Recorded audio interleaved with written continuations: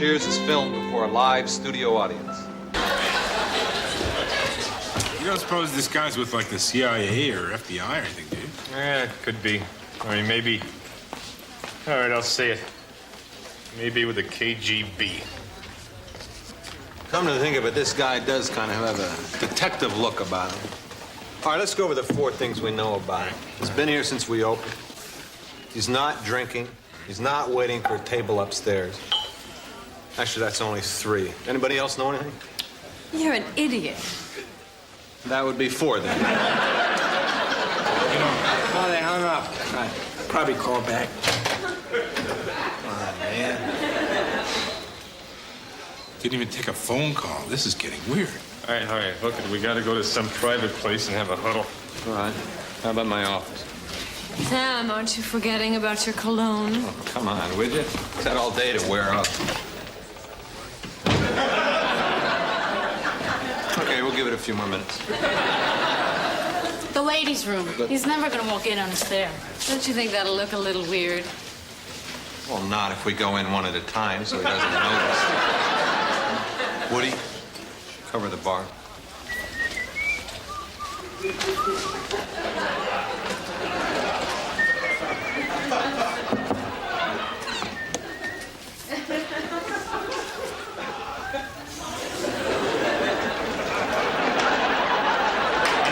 Spaced it out a little better. Oh, that's it. The guy's upsetting my customers and my business. I'm gonna go find out what he's doing. Sam? Sam? Please. I know. You guys are trying to talk me out of making those charitable contributions, but somebody's got to do it. Hey, buddy. Listen, what's your story here? You come in here and you... Sam, he's a friend of mine. You know this guy? Yes. Thank you, Irving. You may leave now. Sure. See you in class. Okay. We went zooey over a guy named Irving. He's a member of my psychology class. He's assisting me in a little experiment about paranoia. What do you mean, experiment? Well, the idea was to introduce a foreign element into an established, secure environment in order to observe the ensuing behavior. I, for one, found it extremely interesting and highly educational. Didn't all of you find it extremely interesting and highly educational? Anybody?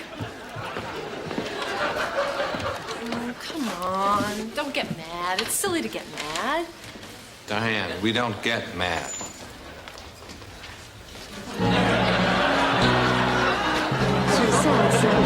I think this plan will work, and you're the one that has to do it. Me? Oh, come on. You can't expect me to pull something over on Fraser. I don't know anything about psychology. But you have no idea how simple this will be. I'm talking about something as easy as, say, depression. Depression? Yes. The symptoms are loss of appetite, inability to sleep, loss of sex drive. Whoa. The, Loss of sex drive, like in not wanting to have any sex? Forget it.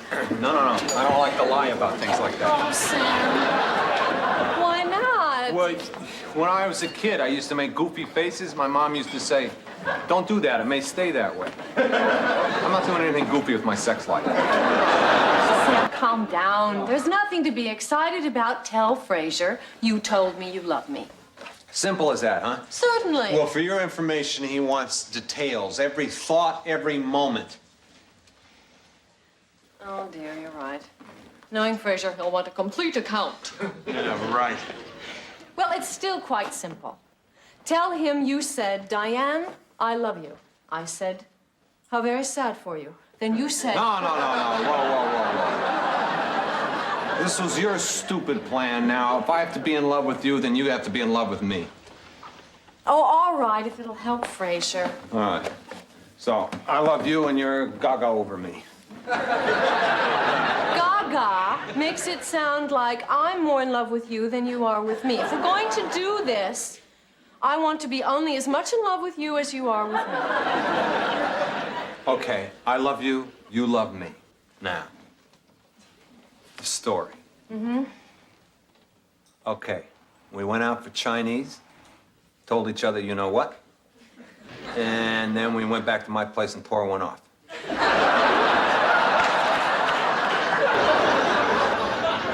I'm sorry, Cliff. No. I mean it, I am. Poor Cliff. What? What happened? Well, he asked me to his postman's ball, and I had to tell him I already had plans for that evening. What plans? My cheese club meets that night. You're gonna eat cheese instead of helping Cliff out on this?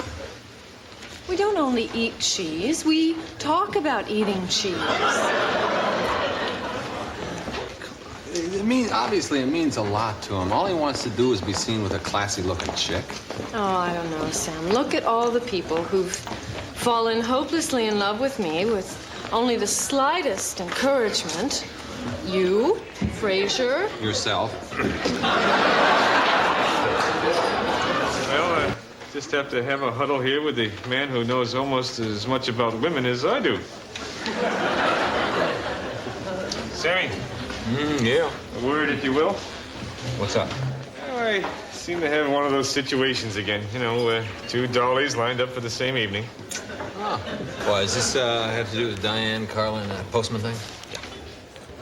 Well, fair's fair. Who said yes first? Carlin. Well, you just have to tell Diane you can't go with her. Make up some excuse. Tell her that your girl cousin from Michigan is in town just for the day and that you got to take her. No, wait a minute. No, she's already heard that one. Hello,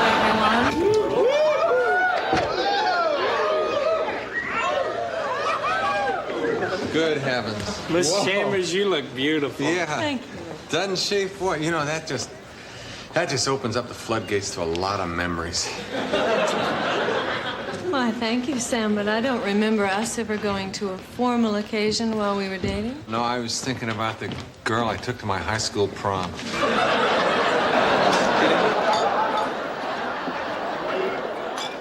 Oh, I'm so proud of Fraser. He's making good on his vow to start a new life.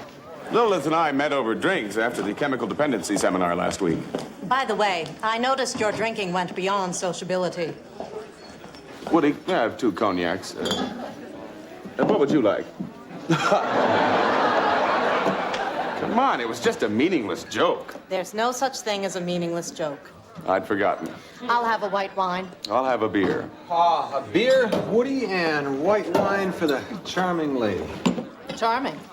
Your flattery is obligatory and specious. Thank you.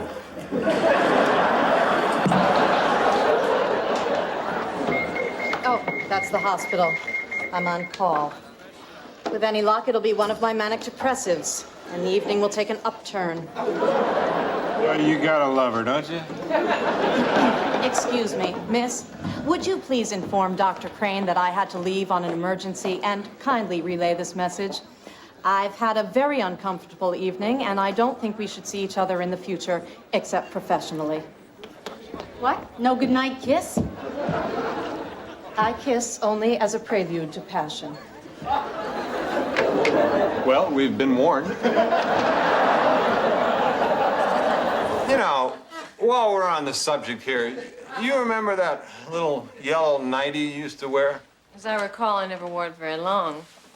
You loved that nightie. No, you just thought I loved it. You didn't love it? Made you look like a big banana.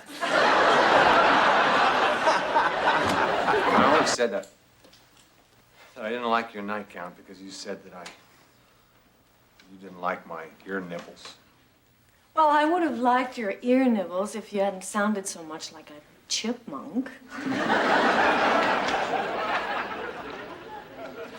Well, I'd rather sound like a chipmunk than look like a banana.